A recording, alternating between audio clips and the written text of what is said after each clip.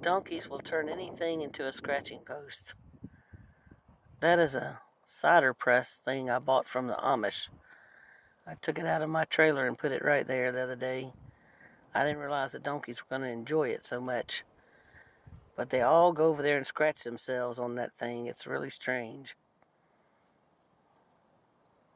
This donkey's been here about 15 minutes doing that. So I thought, oh, alright, I'll make a video. He's really enjoying it.